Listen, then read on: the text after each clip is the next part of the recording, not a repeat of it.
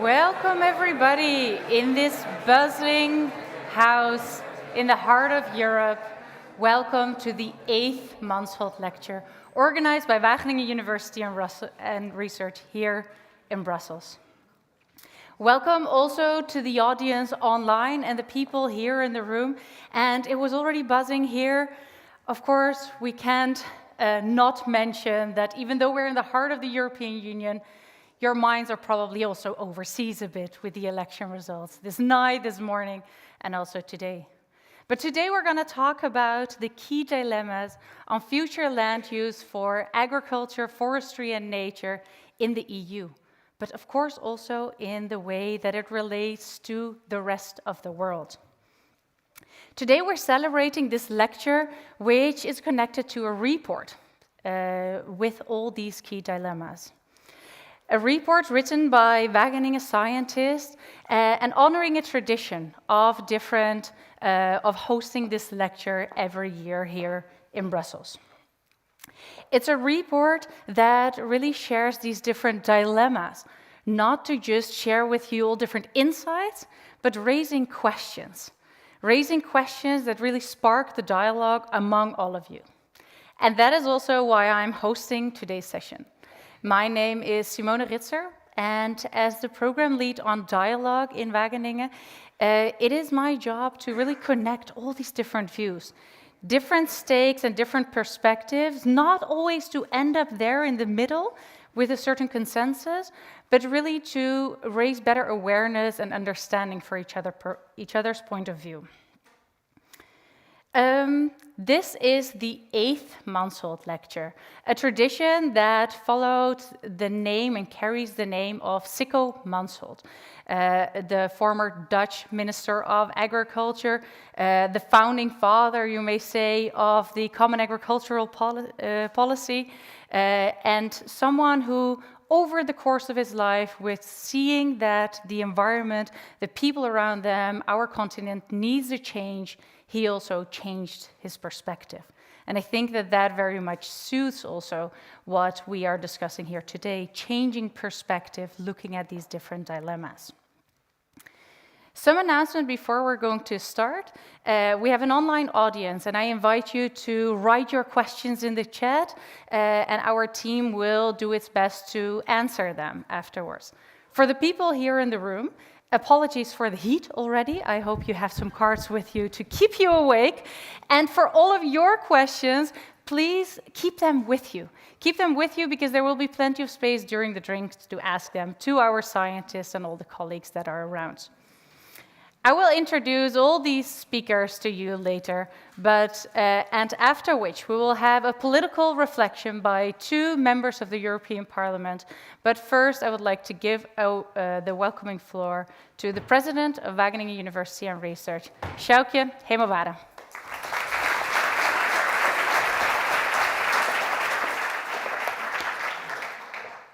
Thank you, Simone. And also from me and from whole of Wageningen University Research, a warm welcome. I'm really pleased to see so many of you here today and also online. Welcome. Welcome to this year's Mansholt lecture. Europe faces serious international challenges. Yesterday, Americans voted for their new president, and their choice will influence our future. Our relationship with the United States will influence how we work here. One example is the war in Ukraine, a war that has impacted our food prices already. Since Russia invaded Ukraine, Europeans became aware of the vulnerability of our food security to political turmoil.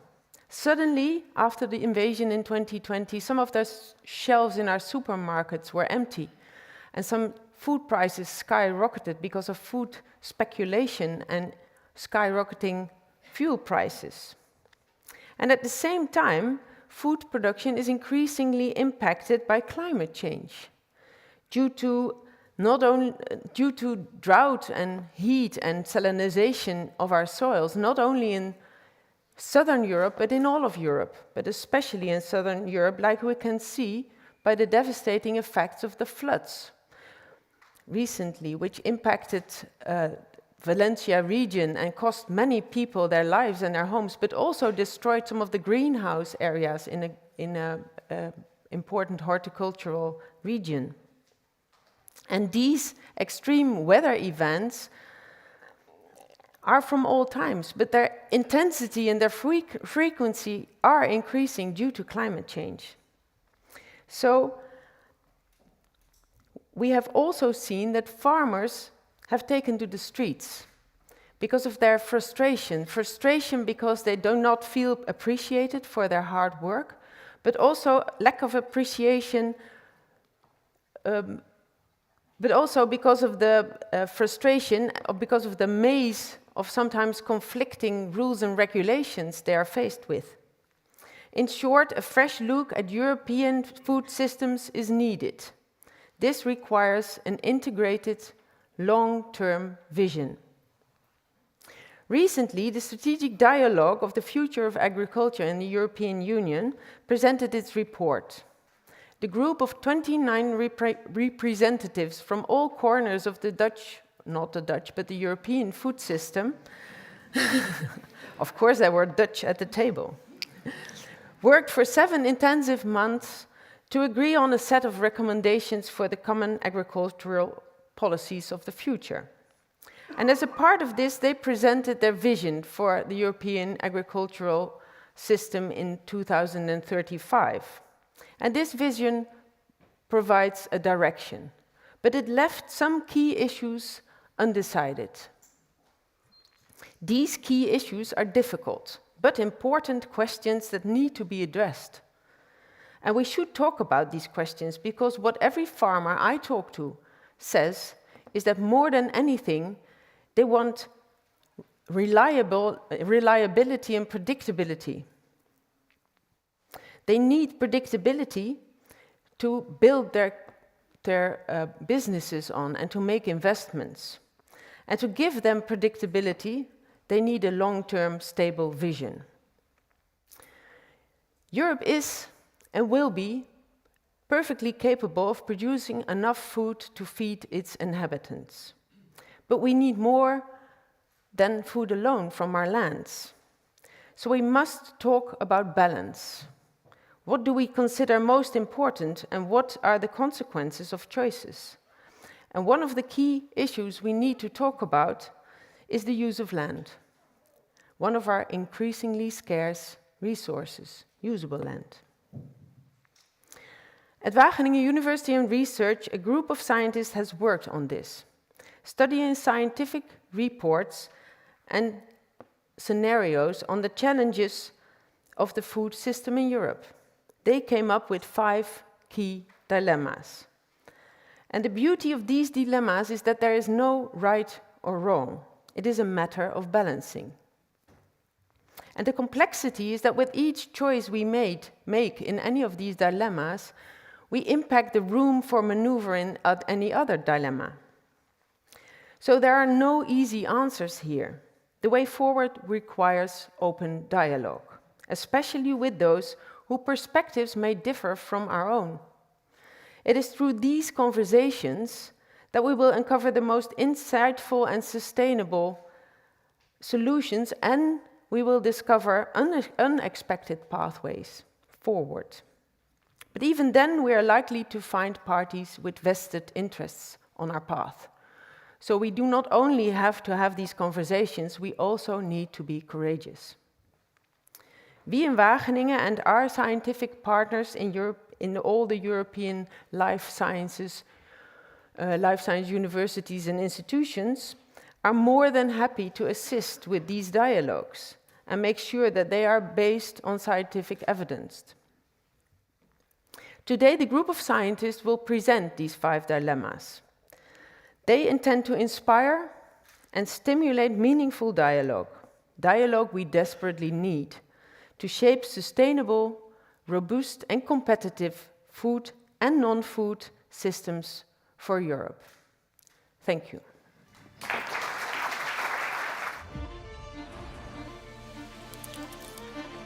The public debate about agriculture, biodiversity, and consumption has become heavily polarized. the agri-food and non-food system is complex, has many interactions and interests. There is not one single optimal solution. This leads to many dilemmas for policymakers. Their choices are neither simple nor one-dimensional. Issues such as food security, preserving biodiversity, and adapting to climate change require an evidence-based analysis as a starting point for an open dialogue to finding solutions. Numerous Wageningen University and research studies have helped to identify the main problems, accompanied by difficult choices. We take our responsibility in the future of agriculture, nature, and food in Europe. Due to the current consumption of food and non-food products, there is a high demand for energy, water, food, and other resources. Europe has a high consumption level of animal-based proteins and is highly dependent on imports of feed and fertilizers. The question here is, how self-sufficient must Europe be? And what role should animal husbandry play? We must make this consideration in a world where climate change and biodiversity loss are threatening our food production, our health, and our planet, through pollution, heat, drought, and extreme weather events. At the same time, the current consumption pattern puts pressure on food and non-food production at the expense of forests and nature. Choices have to be made on how Europe can ensure that the climate and nature objectives are achieved, divided over its member states. Is the solution in a change of consumer behavior? And if so, how can we manage this? All interventions have pros and cons and are likely to face resistance. And these are complex issues that require careful consideration, and collaboration is key to finding sustainable solutions for Europe's future.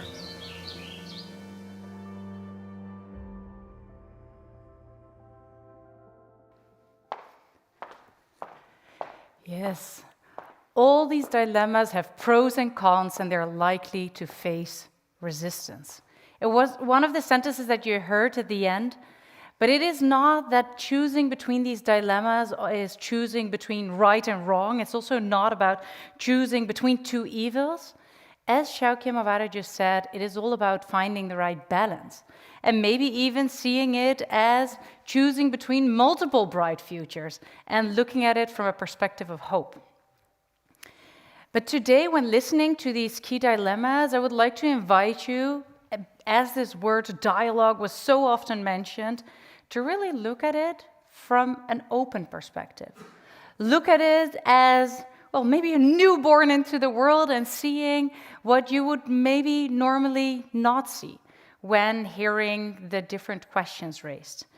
Because you're very likely to ask more questions when leaving this room than actually knowing these answers, the answers to them, and that's exactly what we would like to trigger you to do. We're not doing this in splendid isolation. As said, we already wrote, as Wageningen researcher, different reports over the last 8 years. But also last year, we published the dilemma report for the Netherlands, for the Dutch context. And now the researchers didn't just translate it into a different language, because also that Dutch report was already translated into English, but it really translated it to the European context and seeing what is needed, what the key dilemmas are here to consider altogether. These dilemmas were written by 6 scientists of Wageningen University Research, and you see all of them here on the screen, coming from different backgrounds, hosting different disciplines, and therefore bringing in different knowledge. And you're not going to see all of them on stage here, but can I have a warm applause, and maybe you can all stand up for the writers of this report, all sitting here in front.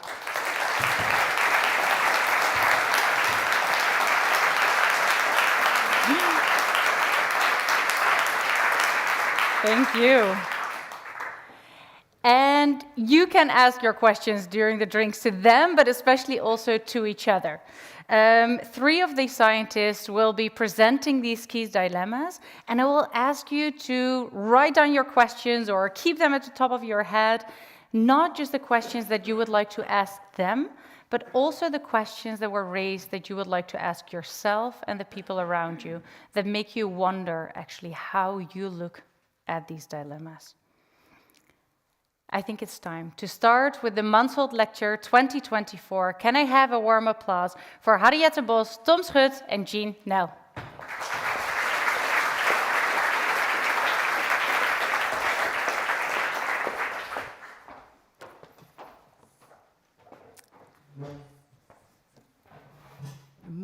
remove the slides. Good afternoon, ladies and gentlemen. Thank you, Simone. What we are going to do the next 50 minutes is present to you the main findings of our study on future land use in Europe on food, agriculture, and nature, and especially the 5 key dilemmas that we extracted from our study. I will provide some content, some context. I will be talking about land use and about biomass. And after me, I will hand over to Tom, who will present to you the first 3 of our dilemmas. And after that, Jean will take the floor and present the last 2 of the dilemmas. But she will also discuss with you how to navigate the complexities that these dilemmas bring about. So, land use and biomass. When I'm talking about biomass, I'm not talking about the biomass that we use to produce electricity. I'm talking about crops. Crops that we grow to eat. Crops for our food, for our feed.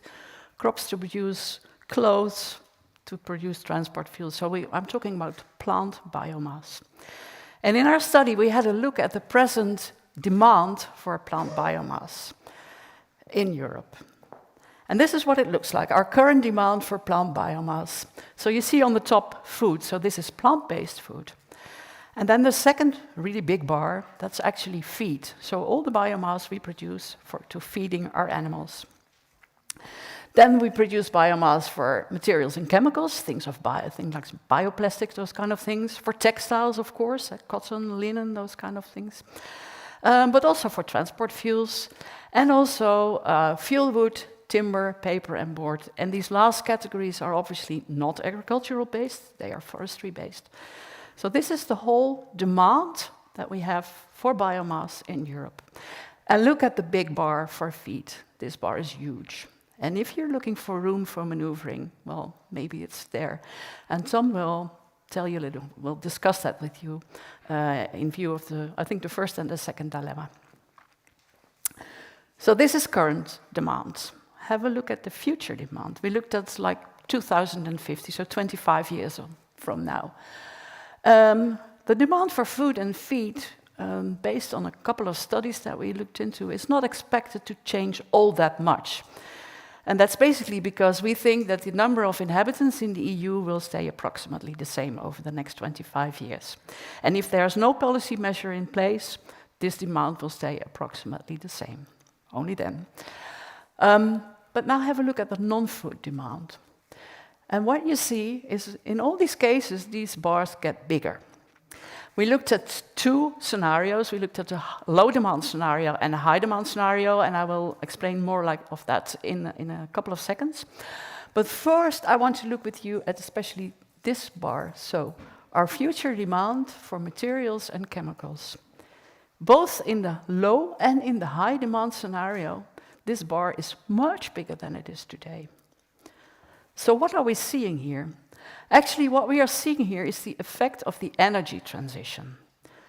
We know we need to phase out fossil feedstock. The EU has committed itself to phasing out fossil feedstock, coal, oil, gas. And of course, we produce a lot of energy from fossil feedstock. We produce transportation fuels. But from oil, we also produce a lot of chemicals. And from those chemicals, we produce materials, plastics, textiles, etc.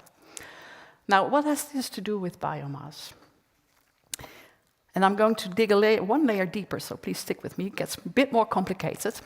Fossil feedstock is made of carbon. Carbon is the main atom. It provides the backbone of all the materials that we made from fossil feedstock, so the textiles, etc.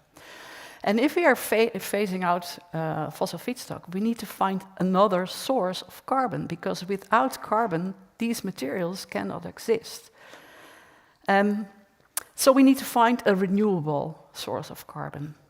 And actually, biomass is one of the very few renewable sources of carbon that we can make actually exactly the same kind of materials that we make from fossil feedstock. Next to, of course, wood, all those other things. Now, the importance of carbon-based materials might be a bit difficult to grasp, but let me show you this. Nice living room, expensive carpet, nice couch, and straight from the folder, some books, etc. Can you imagine what this living room would look like if we were to phase out all the carbon-based materials, so both the biomass-based materials as well as the fossil-based materials? What are we left with? Just think a second or two for yourself. So if we're taking away all the carbon-based materials, the organic carbon-based materials, this is what we get. So no more books, no more couch, no more carpets, no more color on the wall. We're only left with concrete, glass, and some metals. So these carbon-based materials, they might be a little bit, not so clear in everyday life, but they are so important for our comfort, for everything that we like to have around us. So this is really not something that you do not really want to phase out. Now, what kind of materials are we talking about? This is a graph of the worldwide demand of carbon-based materials. And in this graph, we see both bio-based materials, those are the brown bars, and we see the fossil-based materials. This is a worldwide graph. We couldn't find European numbers, but we are quite certain that for Europe, the relative size of the bars will be quite the same. And what I'd like you to look at is, of course, the biggest bars. We see here on the right-hand side, the two very big bars that are materials that are already based on biomass. Construction wood, so timber, those kind of things, furniture, all those things. Paper and board, very big markets based on biomass, on wood. And on the right-hand side, we see the main market from fossil feedstock, plastics. And this plastics market is about similar size as the paper and board market. And it's exactly this market, this demand, that needs to be filled with another carbon source if we are to phase out fossil feedstock. So both for the plastics and for the textiles. And this is the reason that in this graph, this bar is getting bigger. It's materials from other than fossil feedstock. Now, I told you a couple of minutes ago that I'm going to explain also to you the high and the low demand scenario. For the high demand scenario, we assumed that we will replace all the materials that are presently made from fossil feedstock by biomass-based feedstock. And we also assumed that the energy transition will not go that quickly that we can phase out biomass-based transport fuels. It will actually go quite slow, and we also need to fuel our planes. So we think that about half of the energy of the transport fuel will still be biomass-based then. For the low demand scenario, we looked at circularity. When you think about food, when you've eaten your food, it's gone. And when you want to have new food, you need to have new biomass. When you're driving your car, when you've driven a kilometer, your fuel is gone and you need to replace it with new biomass or with a new fossil feedstock. But when you have a sweater, you can wear it once, you can wear it twice, you can wear it hundreds of times, maybe. Maybe there's a hole in it, you can repair it, and if you really like it, you can keep it for very long. And the more often, every time you wear it, you do not need new biomass or new feedstock to make your sweater. So more circular behavior is obviously good for lowering demand, and therefore the dark blue bars of the low demand scenario are much shorter. But obviously this is very much related also to consumer behavior, and that's also what Jean is going to discuss with you later in this lecture. So this about demand. Let's have a look at supply. We have 160 million hectares of agricultural land in Europe. And as Sjoukje already also pointed out, some of this land is actually under threat.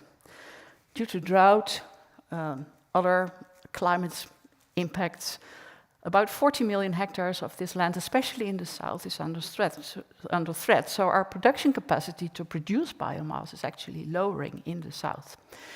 Now, we have options in the east, because in the east there is still a possibility to, for instance, close a yield gap by good agricultural practices. And also Tom will discuss that a bit with you. But so we have loss on one hand side, we have some capacity to increase on the other hand. But in general, we are not very optimistic that we will be able to to increase our agricultural production in Europe. Now, taking these two things together, so the demand that I just discussed and this supply, comes to my last graph.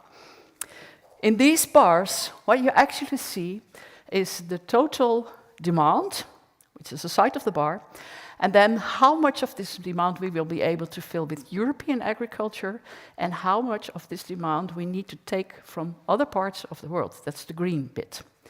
So you see that in our present situation here, we have the 160 million hectare of land, and if we look at the net figure, we import a little bit from the rest of the world. That's the present situation, the left bar. The middle bar is business as usual. We're not going to do anything, but we're still going to phase out fossil feedstock. So a high demand, this is our high demand scenario, and also our low production scenario. We will not be able to improve our production to a proper extent. So in this case, more than half of what we will use, what we'll demand in Europe from plant biomass, will need to come from the rest of the world. So we need to become a big importer here. Now, on the left-hand side, what we have here is our low demand scenario, so with a lot of circularity practices in place, not so much loss in productivity, but still it doesn't fit. As I explained, we have very little room for improving production, so we really need to speak about demand here. Now, land is a limited resource. You can often only use it once. You might be able to use it for two things at the same time. But I've been talking about agricultural land mainly, but we also need land to reach our climate goals. We need land for biodiversity, for nature. And so land is a limited resource, and it is this, together with the context that I just explained to you about supply and demand, that brought us to the definition of our 5 dilemmas. And with that, I'm very happy to hand over to Tom, who will introduce the first 3 dilemmas to you. Thank you very much.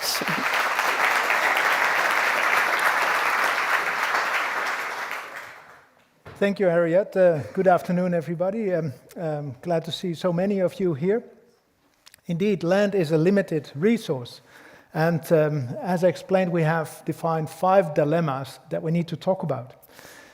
These dilemmas encapsulate the full food system, and the food system is very complex. And on top of that food system, we have this extra demand for biomass for non-food. So you see the dilemmas listed here.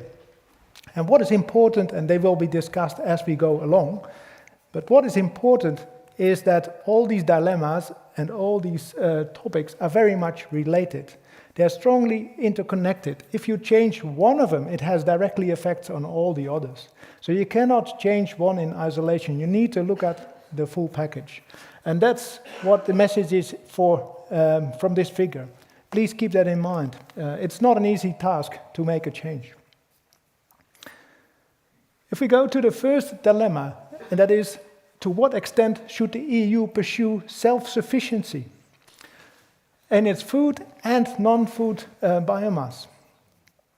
All right, if we talk about our food system and self-sufficiency, we can think about Europe as being self-sufficient in its food. All right, so there's no problems with food supply. However, it's not self-sufficient in all the resources that it needs to produce that food. So we very much depend on feed imports for our animals. We depend on imports of energy. We need a lot of energy in our food system. And we also depend on imports for bioethanol, for vegetable and mineral oils that we consume, etc. So we're very much dependent on other countries. We can recognize in this strategy basically two strategies. You see here left, affordability, and on the right, availability. Affordability is basically business as usual, focused on low costs. On the right-hand side, being self-sufficient, not only for food, but also for non-food. All right, if we go through, So the business as usual scenario is about free biomass trade. That means that if we increase demand, we can also import more biomass from elsewhere, and we can keep on exporting that biomass.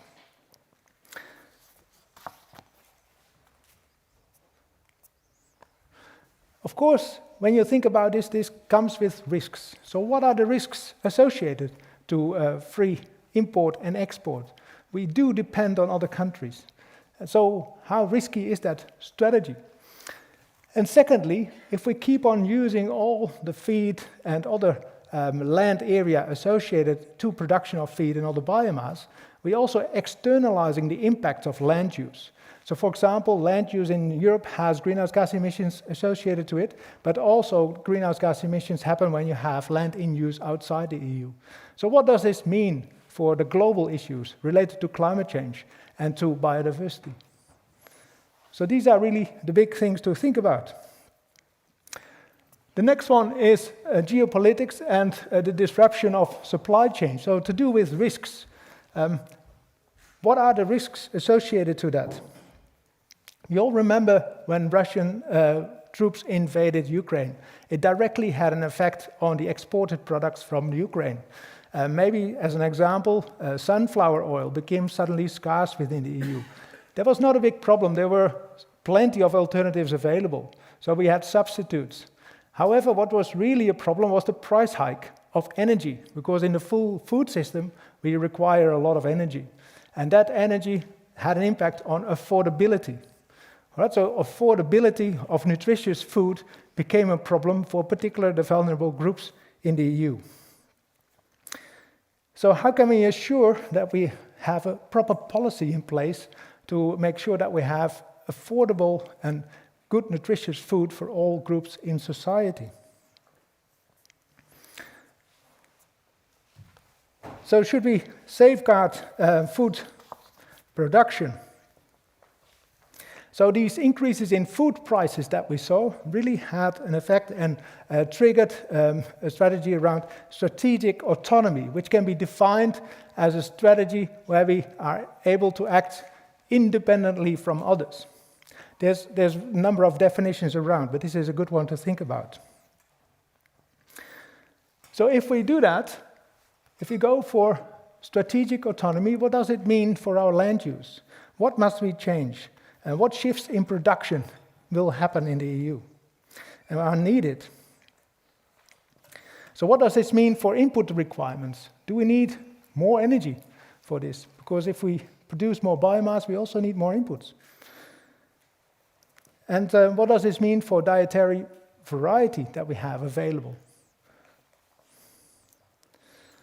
And secondly, how much do we want our industry to be dependent on agriculture and with its fluctuation in productivity, right, throughout the years, especially under climate change? And that makes you think whether we need not a common agricultural policy, but a common food policy. So suppose that the EU is completely self-sufficient for food and non-food biomass. So what would be the consequences in terms of land use within the EU? And does it all fit? So that is a big question that already Henriette talked about. Is it possible? The next dilemma is about animals. So what roles are envisioned for animal husbandry in the EU? Animals require a lot of feed.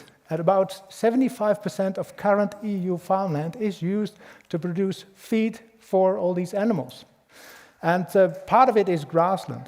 And that grassland may grow in areas where you cannot produce a crop.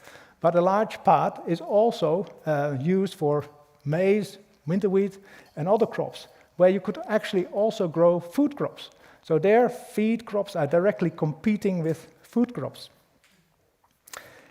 Secondly, after World War II, a specialization started. At that time, most farms were still mixed. They had both cropland and livestock of various types. And then as time progressed, farms specialized. Now you see farms with only cropland, you see farms with only pigs, or only chicken, or only dairy. They're all specialized, and that trend is still ongoing.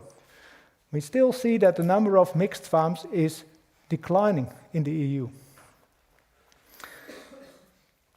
These food loose or landless systems that emerged, for especially the pig and chicken industry, have triggered debates about animal welfare and about animal rights. Right? Because these animals are confined indoors. They don't see daylight anymore. Right? So there's questions related to that.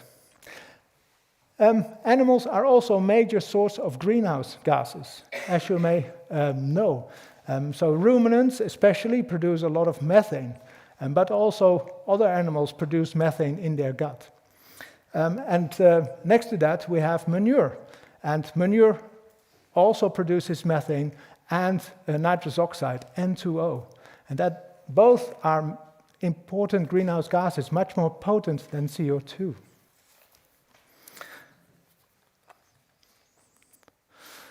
All right, again, we can see two strategies. On the left-hand side, animal-based proteins in our diet. As we currently have, animals are important for our diet. They provide about 60 grams of protein per person per day. So that's business as usual. On the right-hand side, we see a shift to plant-based proteins.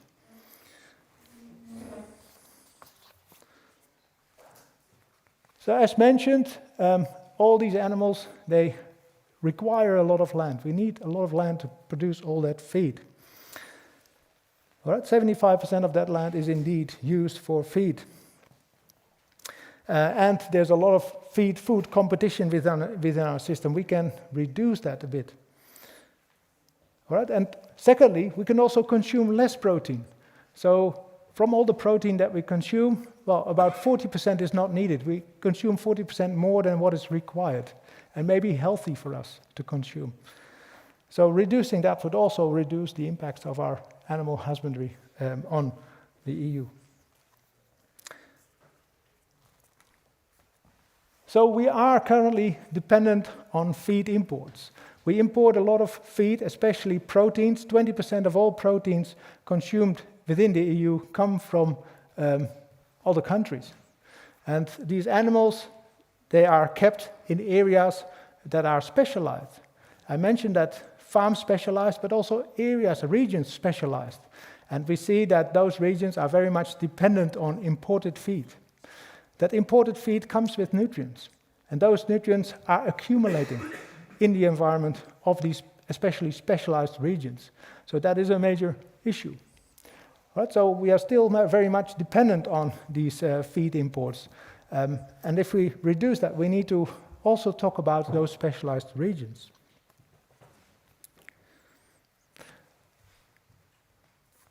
So animals are used to also utilize grass and other products, co-products.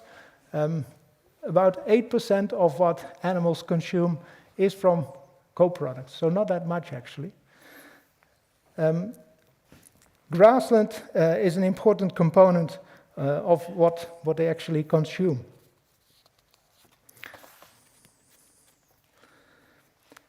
If we would change the role of animals, and if you look at the concepts of circular agriculture, then animals have the role to utilize biomass that is not suitable for human consumption, so they upcycle biomass, or they recycle biomass, so they convert unusable biomass and make that edible again.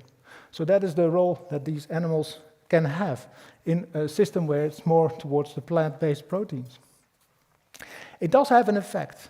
If we switch to more plant-based proteins and give animals their natural role of upcycling and recycling, it means that the number of animals, in particular the specialized regions, will change. This has impact, large socio-economic impacts for those regions, right? Because the number of animals that you can keep actually depend on the amount and type of biomass that you have available. So ruminants for areas where you can grow grass, chickens and pigs, areas where you have a lot of residues that need to be consumed and upcycled.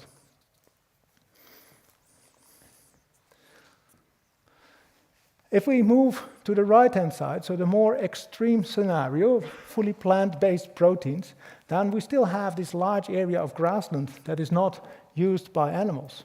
So what can we do with that grassland? Can we extract those proteins and use that and turn that into human food? So that are choices related to that extreme scenario.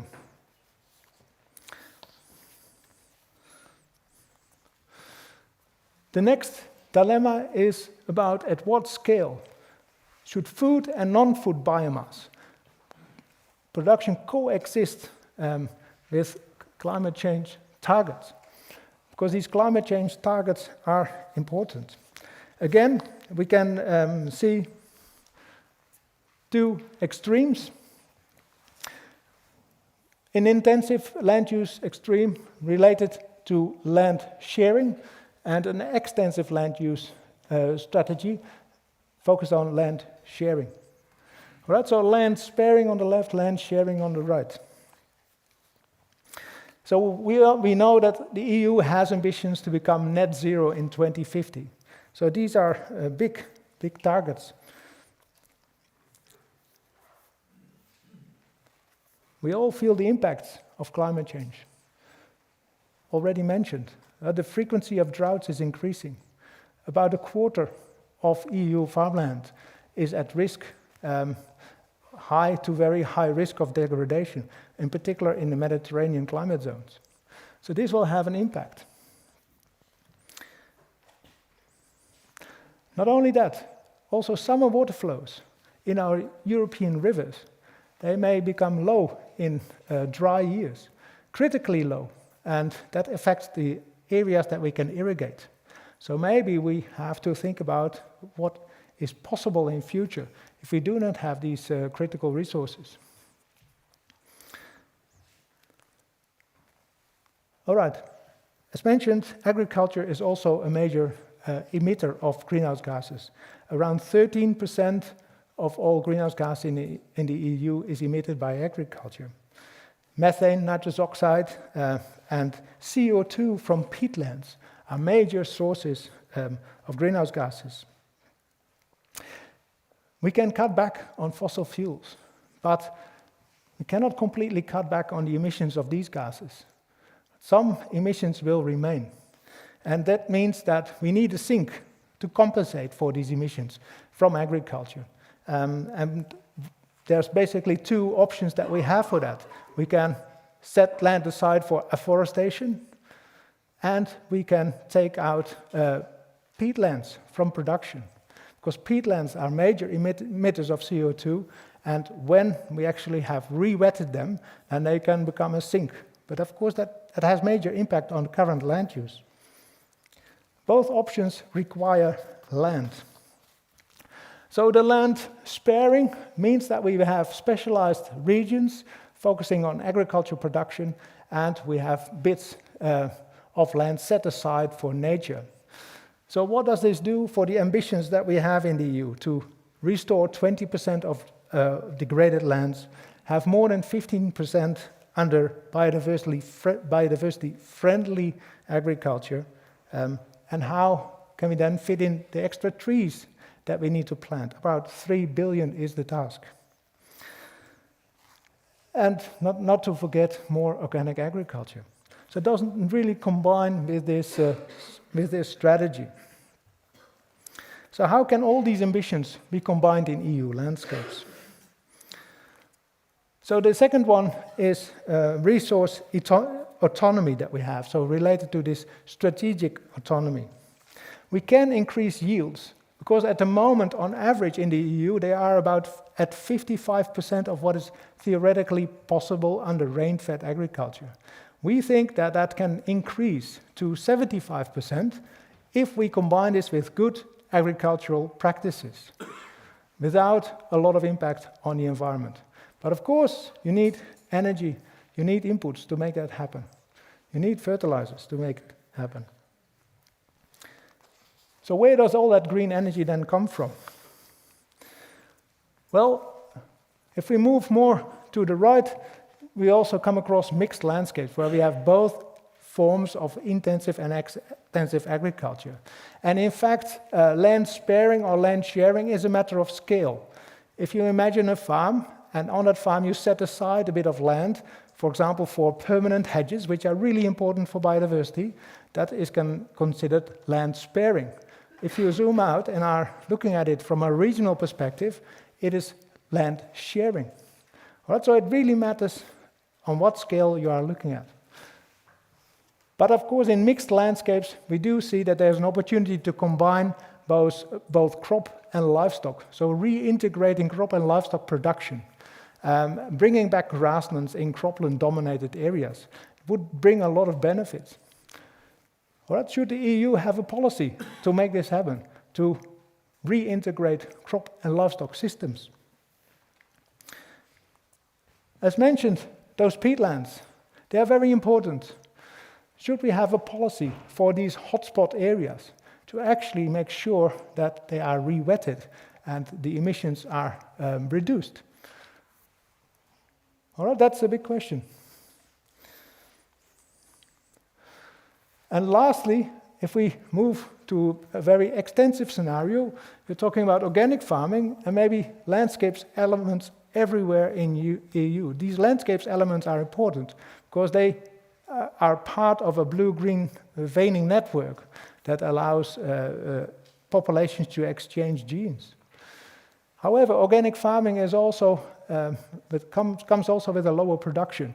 You need about 130 to 200% of the land area compared to mainstream agriculture because of lower yields and because you have to grow crops for your nitrogen production. That brings me to the next dilemma, how we actually can solve it. I'd like to give the word to my colleague Jean.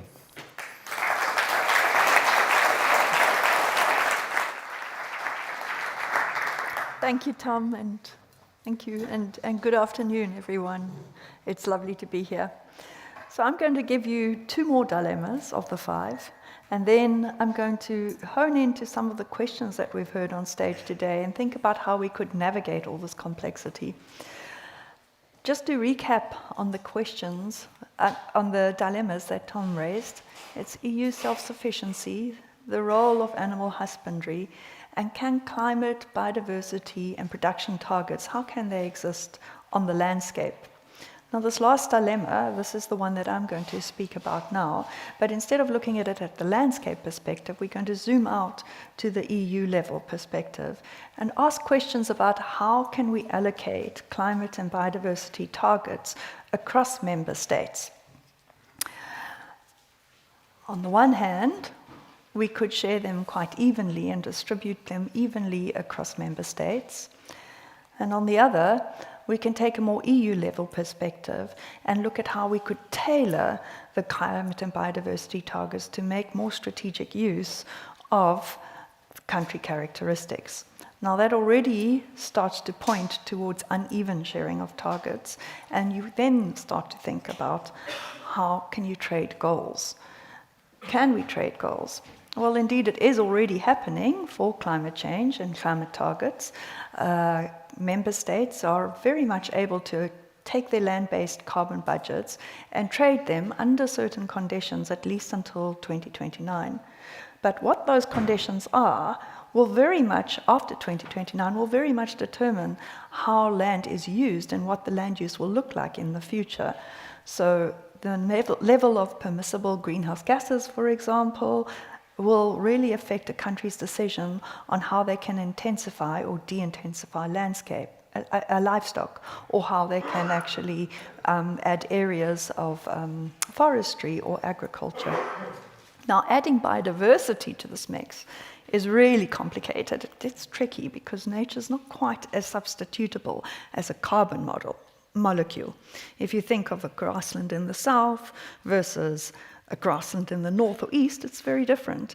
And so the question then becomes, can you trade goals for nature? And to what extent do you trade them?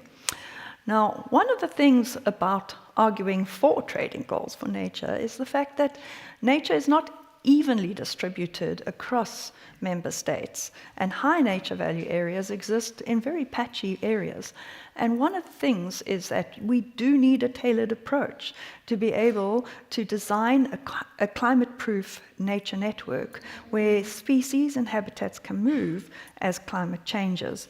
So this is one that says, please, let's have some uneven and tailored approach to member states. On the other hand, how far would we go and to what extent can we trade these goals? Because some would say that it's trading quality of life of the citizens of countries. It's trading the recreation values of the citizens. It's trading future option value of the citizens. Who gets to decide on this? Where does it get done? How does it get done? And who benefits? These are all questions that would have to be asked if you're thinking about nature. And one of the things is that some people might even say that trading nature is immoral. So if you think about all of these trade-offs, it really begs the question to dig a little bit deeper into just what are the biodiversity benefits of this uneven sharing. And a study has just done this. It's looking at flexible versus even allocation of climate and biodiversity targets across member states. And what it found is if you constrain to actually meeting food and timber demand, a more flexible allocation will actually give you 10% more improvement in species conservation status. So 10% is not too shabby, we'll take it. But the same study also found that if you take it to the dilemma that Tom has just talked about with the landscape elements and the blue-green veining, and you look at it at the landscape level, expanding just into high nature values areas, just into certain production areas, while still actually trying to meet food and timber demand, you can actually improve your species conservation status by 25%. So we're talking 10% uneven across member states, take it. We're also talking 25% if you do the blue-green veining that Tom was talking about. So there's quite a lot of leverage potential in that dilemma too that we were talking about. But all of this also raises questions about this uneven sharing and governance and equity. How and what are we going to do for those member states that share a real burden of responsibility for nature restoration targets? Is it worthwhile, given the complicated and convoluted governance mechanisms you'd have to set up, to be able to share for that 10% extra? But then, on the other hand, why would we want to constrain member states who are willing and can actually share targets for nature already? It certainly is possible to do with carbon, we know it is. With nature, it's more tricky. And so these are some of the flavor of questions that you get to when you're thinking about this dilemma of how to allocate climate and biodiversity targets across EU member states. To move on to the second, the last dilemma, the second dilemma I'm talking about, this is a biggie. It comes up everywhere. You've heard it from Harriet, you've heard it from Tom. It's really a biggie. It's to what extent should we intervene in and steer consumer behavior with EU policies and regulations? And it really is talking right directly to this production and of food and bio-based materials, and the fact that actually this is fundamentally shaped by the EU consumption patterns. So, on the one hand here, we have freedom of choice. A little bit of an elusive thing because, we're already steered by our consumer environment to some extent. On the other side of the scale, we have strong policy interventions that are being argued for. And of course, the very first one is the real trade-off that we've been talking about. You've heard about the feed from Harriet, you've heard about livestock and greenhouse gas emissions from Tom. It really is about steering less meat consumption. Do we want to go as far as that? We've heard from Tom that we're eating high levels overall in the EU, maybe not everybody, but 40% higher than we should. This has all sorts of trade-offs with climate, with biodiversity targets, but also the EU health populations, which also comes with some of those costs. So then the question becomes, should we be putting in stronger policy interventions like food prices and taxes? And the minute you put that on the table, then you're in the middle of political controversy, right? Even though we actually do use this already to reduce the demand for fuels, for tobacco, and for alcohol. But okay, so there are people that are saying, let's hike the prices so that we can steer consumers and actually individuals into a more healthy and sustainable pattern of choice.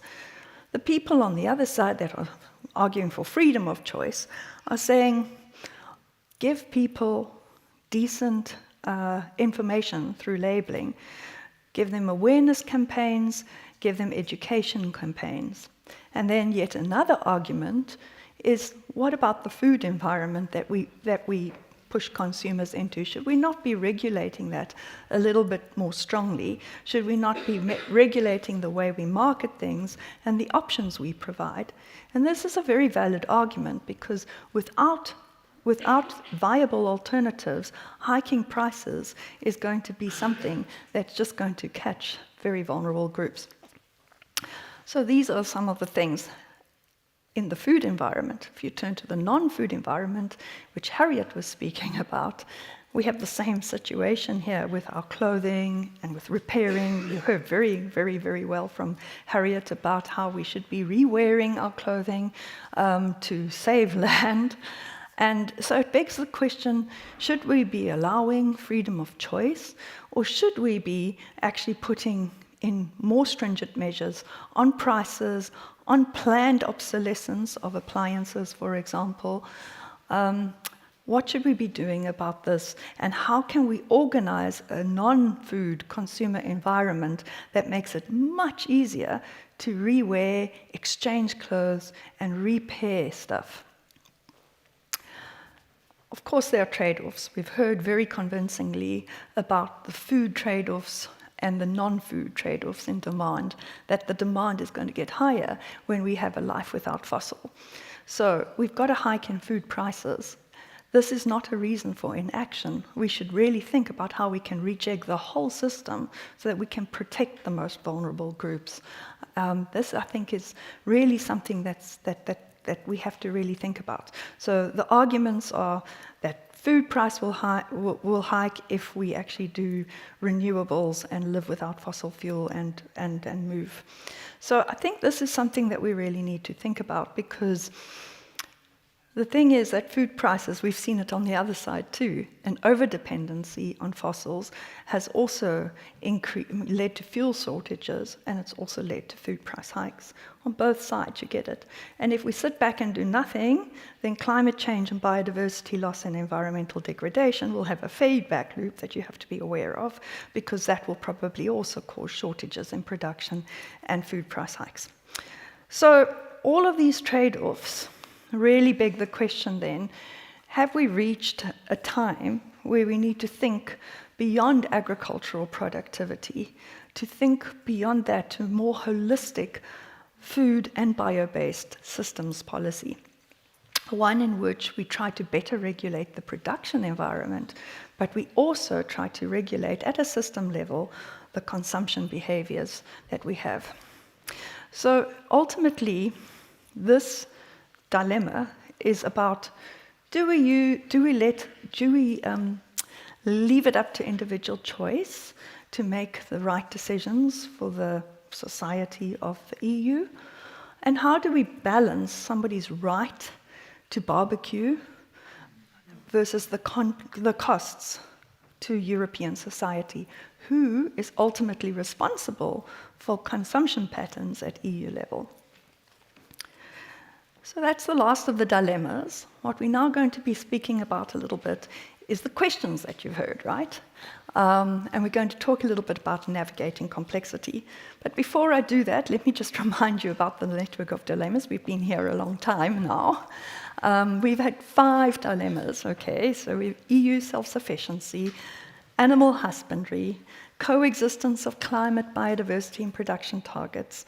Then we've heard about how that can happen at the EU level to allocate climate and biodiversity targets, and we've heard about consumption behavior.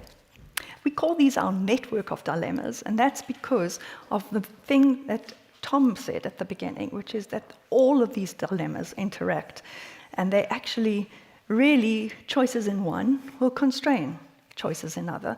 So for example, if you look at this picture, you see a bandwidth. If you take that line, it's the room to maneuver that Sjoukje spoke about. If we sit back and do nothing on our consumer behavior and animal, it's a choice. We do have that choice. We have many choices actually along this bandwidth.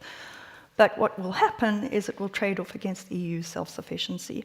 So these are the sorts of things that you see. You've got these bandwidths, and this gives rise to this kind of like heavy, chaotic slide that you see here with these bandwidths above all these climbs.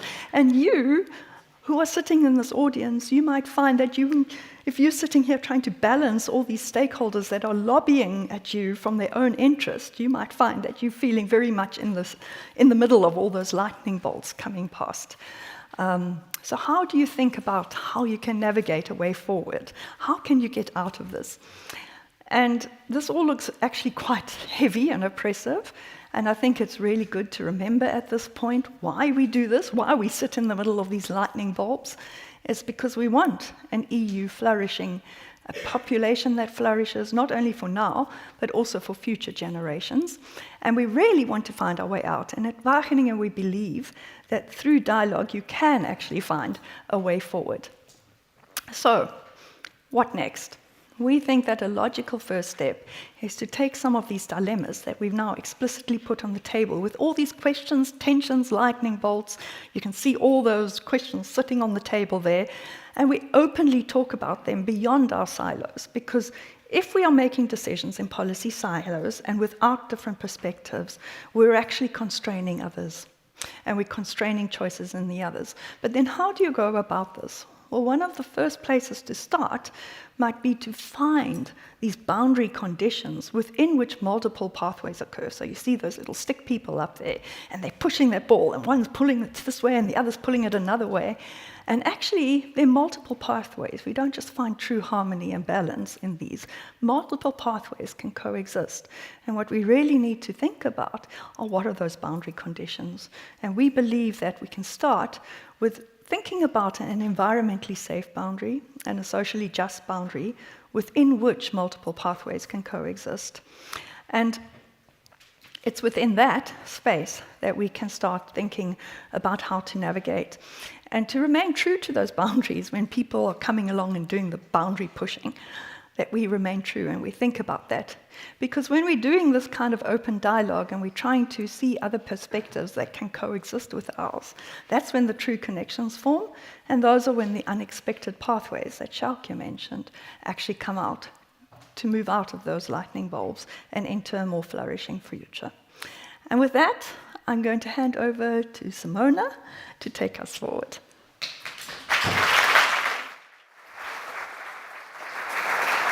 Thank you very much. And thanks once again, Harriet de Vos, Tom Schut, and Jean Nell, and of course all the other authors that worked on this report. With that, we're going to move to the last part, the traditional last part of the Mansholt lecture, a political reflection. And of course, I'm not going to do that alone because I'm not here representing policy. We're going to do that with two members of the European Parliament here in the room with us. But before I'm going to introduce them to you, I would like to let you all think about the role that you have in navigating these dilemmas. Because it's not only up to policymakers, up to the elected people, it's also you as a citizen, you as a consumer, that with your wallet also navigates between these dilemmas. But we also heard already in the Dutch context that it helps companies, NGOs, political parties to look at the dilemmas and look at the visions and see how they actually look at these dilemmas, where they place themselves, and when placing themselves on one part of the axis, seeing that there is actually not so much room to maneuver in the other. And does that make you want to stay there, or maybe want to move a little bit towards somewhere else on that spectrum? Having said that, it's time for the political reflection, and for that I would like to welcome to the stage Jessica van Leeuwen and Herbert Dorfman.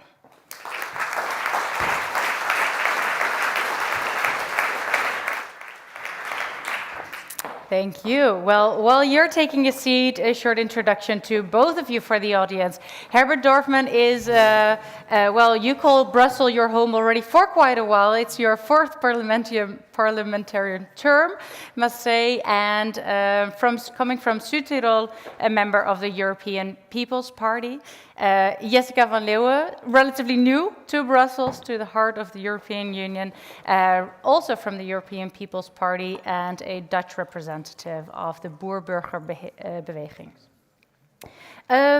First of you, for both of you, I would like to give you the floor just to reflect on the report that you've seen before and the insights that you've just heard. And for all of you, the report is now live, so if you want to dig deeper into them on ver.eu/Mansholt. But first, a reflection from both of you. First, Jessica, what resonated with you in a positive and also, of course, in a critical way? Well, thank you very much, Simone. First of all, I'm intrigued with your role, because you're a program manager dialogue, right? Yes. I think we need a program manager dialogue in politics too. So, I mean, if you ever want to change scenes, and I think that would be very interesting to Let's talk over stimulate drinks. that. Sorry, Wageningen is my home. All right, fair enough. Well, it used to be my home as well, so that's a nice bridge. And you can take the scientist out of Wageningen, but you cannot take Wageningen out of the scientist. So I'm afraid I wrote a little like a minor thesis here. But just bear with me, and I'm going to take you through my reflections. As a Wageningen graduate, I got both my master's and PhD from Wageningen University. I'll take some water first. That's better. But I got both my master's and my PhD from Wageningen University, and that literally opened doors throughout the world for me. And I'm therefore forever grateful that I had the privilege to study at Wageningen University. As a newly elected MEP, it's a great honor to contribute to the discussion on the future of European agriculture in response to this Mansholt lecture held here today. Great honor also to be here with such an experienced MEP on my side, so everything's going to be fine today.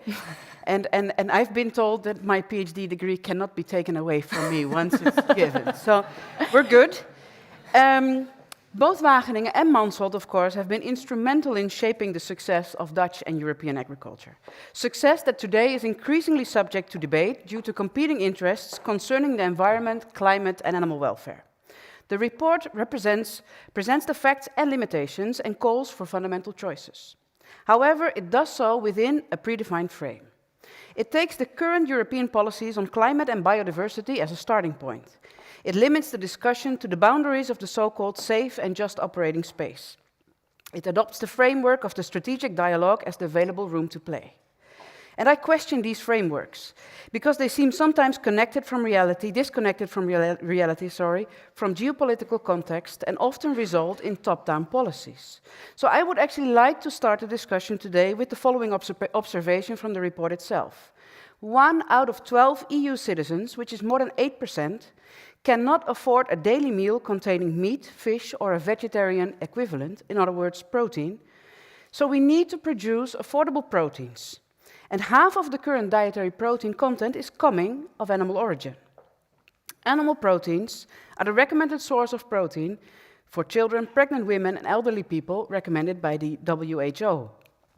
Also, animals play a crucial role in reducing our waste streams, and therefore help in order for us to avoid our food spillage. So we need to find a balance here in ensuring the production of affordable, meaning produced cost-effectively, animal protein and preserving nature, while reducing, as we've heard, also our dependency on fossil fuels. This requires bold choices and the acceptation that not everything can be done everywhere. Some places are better suited for production of proteins than others that might be better suited for nature conservation. Wageningen therefore justly raises the question whether we should not discuss if we find it acceptable to go to an unequal sharing of the different tasks between member states to reach the best potential outcome of all desired objectives. Having said that, all the topics raised in the study, the dilemmas posed here today, are very relevant in the political debate that we have to have with each other to ensure the future of European agriculture, even if the answers that we find may sometimes fall outside the proposed frameworks. Thank you. Thank you very much, Jessica. Then, Herbert, your reflections on today's lecture and the report that you've seen. Yeah, thank you very much, and thank you very much for the invitation. I'm not a Wageningen alumni, so I don't risk anything here, so no problem at all. No, I think, first of all, congratulations, because I found it really inspiring what I heard, and I thought there's one big difference. The dilemmas showed how complex the situation is, and I think scientists like complexity. That is their thing they need to do. And we in politics, we don't like complexity at all. Because we need to have a clear communication to the citizens. And so I just try to focus on one or two or three points. Self-sufficiency, or in my member state now we say sovereignty, because in Italy now we have a ministry for food sovereignty. Of food.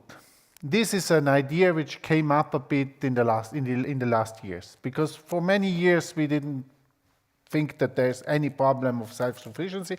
I'm asking myself, what is this? What means self-sufficiency?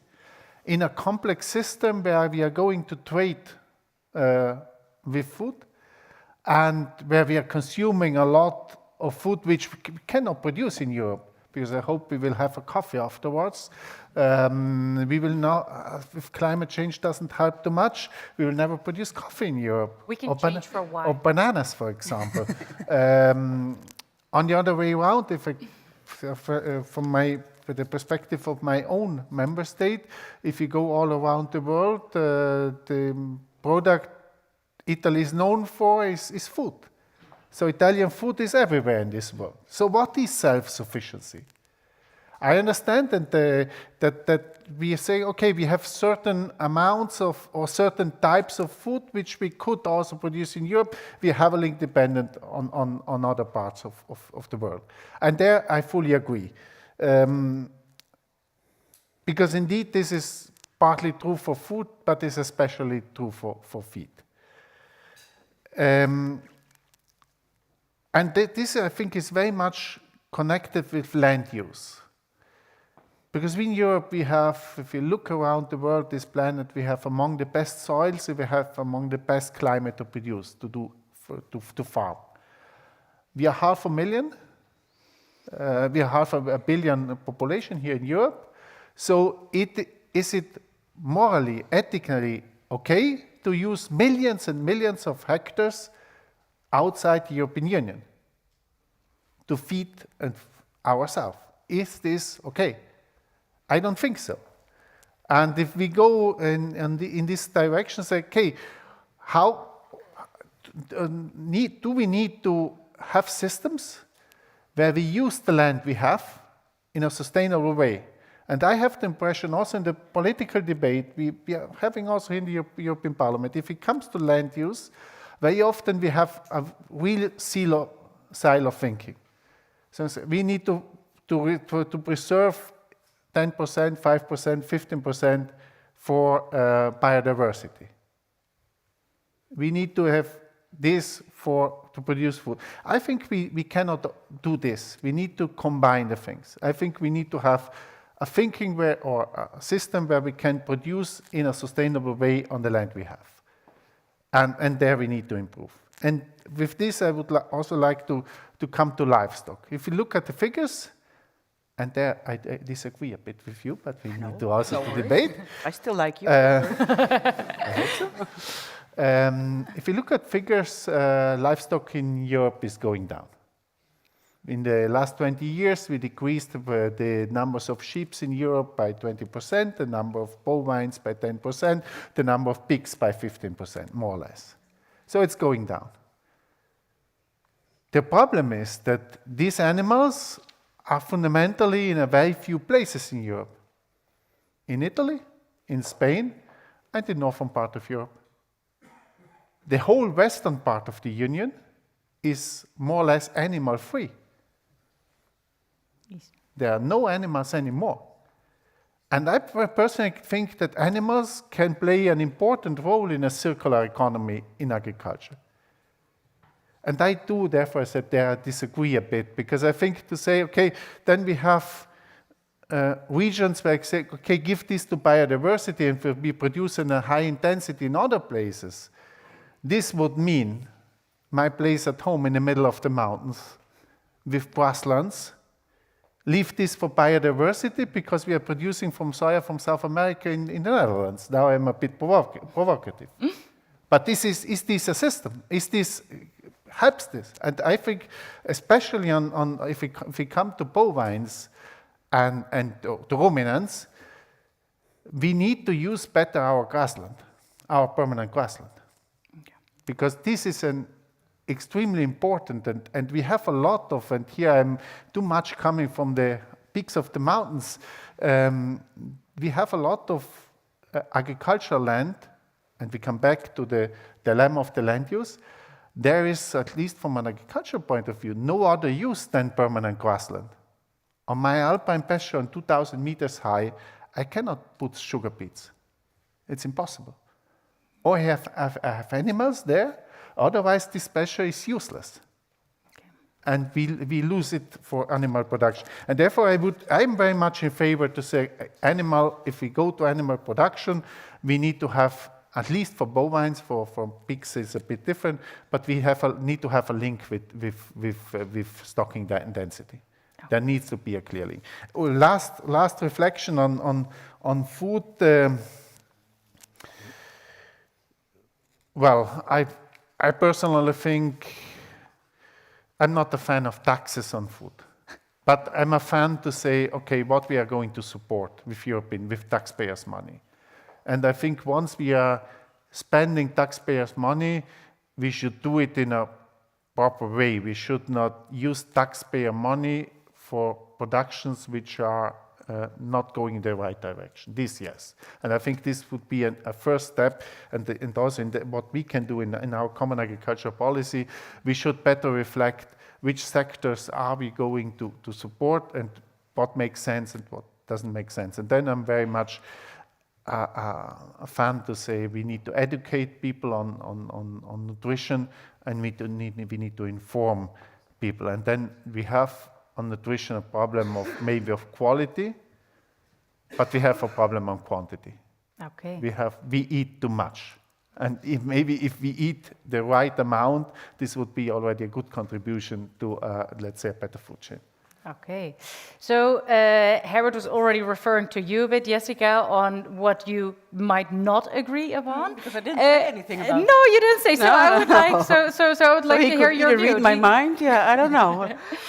You were not putting a very demonstrative position in, so how do you reflect on that, especially on the grasslands being used? I think we are very well aligned on the grassland. I mean, grassland is not only necessary to use as much as we need, because there's nothing else that we can actually grow there, so we need to make the best use of it.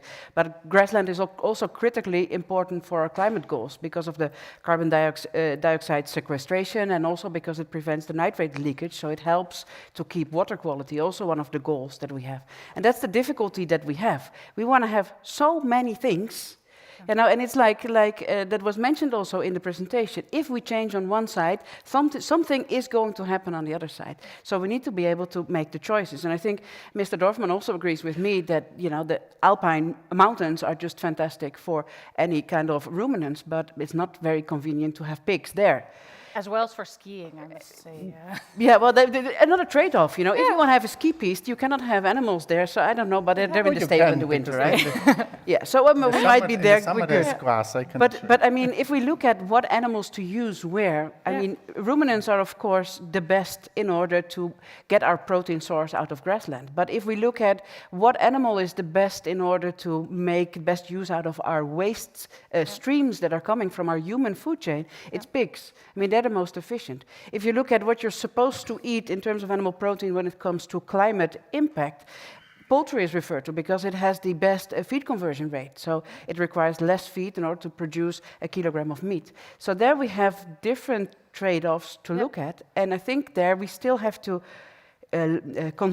agree with each other that some places are better suited for others because you have also the whole infrastructure in place. So, but I just need to add one thing, then I'll, because what we often hear is that intensive livestock farming is one-to-one a straight link with more pollution. But circularity can go hand in hand with intensive livestock farming, especially when you have the infrastructure and a concentration of animals. It's very easy to adopt the system in order to have that circularity going and get the waste streams in. At the same time, and this is also mentioned by Commissioner Hansen in his hearing on Monday, those are the systems that are easier to control when it comes to emissions also. So I think we need to be a little bit more open-minded when we hear intensive livestock farming, because it offers a lot of possibilities in terms of circularity as well. But so we hear that there are different roles for different animals in different regions, maybe shared around Europe more than is currently happening. But I'm curious because you started your opening statement with more bold choices need to be made. Yes. And also Mr. Dorfman referred to, let's keep it simple because the scientists do the complexity and we want to make a simple statement. But what are the first bold choices? Where is the priority? Looking at these dilemmas and looking at the choices that need to be made. Where would you like to start? That's a good question, because I mean, if it was so easy, we would have already figured it out. And we would have started with that a long time ago. But I think, and that's why I also referred to that in my opening statement. I think the question that was raised, and I think was that dilemma 4, I'm not sure. I'm not so favor in opposing top-down measures in order to steer consumer choices. But when it comes to what do we do as Europe, do we do equal share as a member state, and that is a trade-off with quality of life. Are we willing to do that? But if we look at it from the climate perspective, from the planet perspective, and efficiency perspective, we have to cooperate better within Europe, because some member states are better at this, some member states are better at that. But that is a very tough discussion to have with each other. But at least it is the first discussion to have with each other. Exactly. I'm curious, how's that for you, Mr. Dorfman? Whom do we need at the table to discuss what dilemma first? Because they are so interrelated, but we need to take something as a starting point to then see what room for maneuvering we still have left within the other dilemmas. Well, actually, I think the strategic dialogue on this was a good exercise, because it was the first time that, at least here in the Brussels bubble, the whole chain met and tried to find a solution, or try to elaborate on proposals.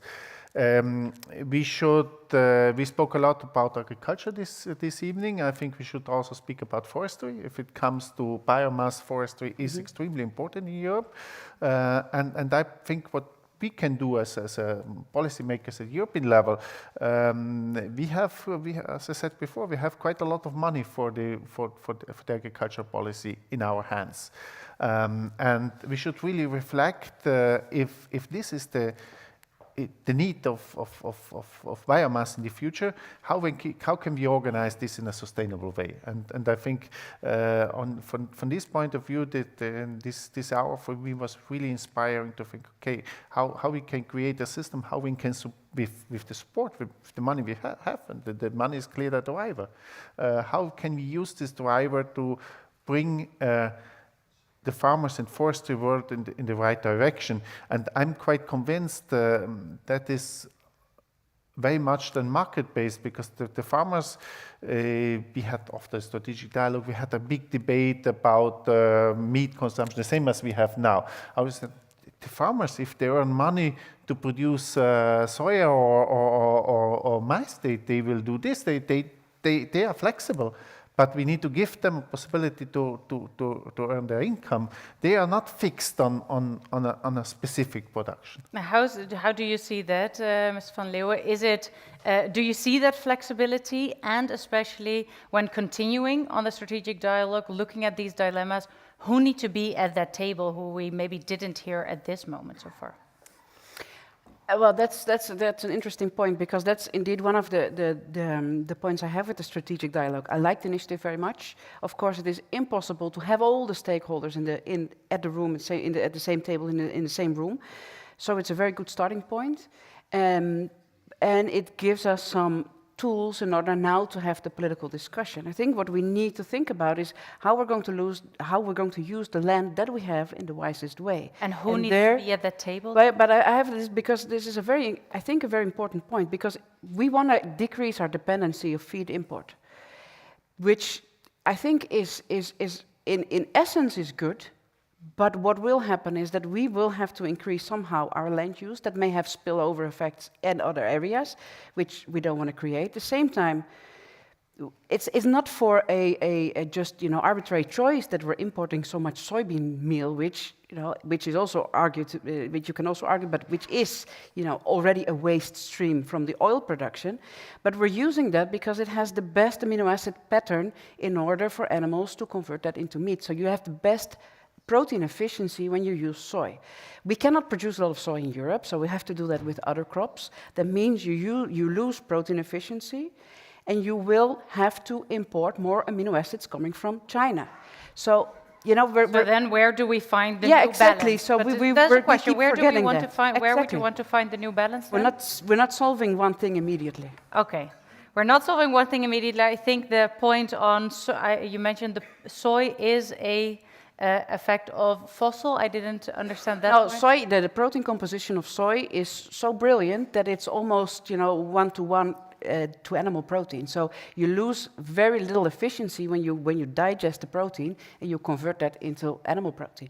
When you use other crops, you have a lower protein efficiency because it's technical. So this anyway, it's a Wageningen story. And something that we have to figure out. But having that said, that your point also started with, we need to also, the strategic dialogue was a good starting point, and we need to have more people at the table to continue on that story. I think with that, we can round off this political reflection with a lot of food for thought, maybe coffee, and otherwise just very local European wine at the drinks. Very good. For that, thank you very much, Jessica van Leeuwen and Herbert Dorfman. Thanks, Herbert. Thank you very much. Thank you very much. Thank you, Jessica. Thank you.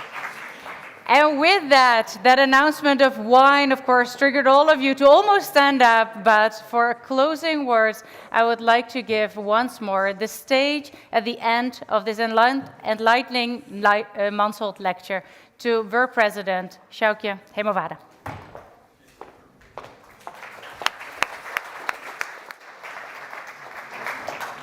Thank you. I made some notes and I'll try to make it coherent. But first of all, I would really like to thank Mrs. van Leeuwen and Mr. Dorfman for their reflection and the openness they showed for this thinking exercise we presented. And I think that if this is what we create with more dialogue, then we can second Simone to the EU every now and then to help do that. And I also know that we have not given others the opportunity to ask questions or make remarks. And I found that people are really at the point of their chairs to make such remarks and ask some questions. So I think we did inspire and we did start the possibility for dialogue. And we will, in a moment, if you just give me 1 second, 2 minutes, then we will go to the drinks, and you can do that. And I'm happy that the strategic dialogue is mentioned also in the closing remarks, because that was an example of what you can achieve when you put very different perspectives at the table and give them time and information. Science was also at the table to every now and then give some information, show some scenarios, and that is the strength of dialogue. The remark that was made that politicians do not like complexity, I know this is very familiar, and I also do understand, because it's what the people don't want to hear, what we don't want to hear as citizens. But as a leader, you need to address complexity, because there's challenges there that are complex, and if you're not honest about the complexity of those challenges, and thus of the complexity that is needed to get to a real solution, then I think that as a leader you fail. So I'm afraid that I would also still hope that politicians maybe not embrace complexity, but try to embrace part of the complexity and try to explain to us, people that choose you, that it is not easy, but there is a beautiful future ahead if we do dive into this and we do stay with the trouble for a while. As scientists, there's one more remark. As scientists, you mentioned that we kept to the policies, the current policies. That is right. I think that's what we need to do. We're not about making policy, so we take that as a given. But I also would like to explain that if we did not take the policies as a starting point, but the scientific reality, I don't think that the choices would be easier at all. Okay, we talked about the food and non-food as biomass and as economics and as threats and as opportunities, but what we did not talk about is the role of food as a social event, the role of food and drinks to get together and to talk to each other. And I think it's time for that now. So thank you very much for your attention and for keeping up in this warm environment. You look quite awake, so that's brilliant. That's a compliment to his speakers. Thanks to you all. I'm really proud of being a colleague of you. And please meet me at the drinks. Thank you.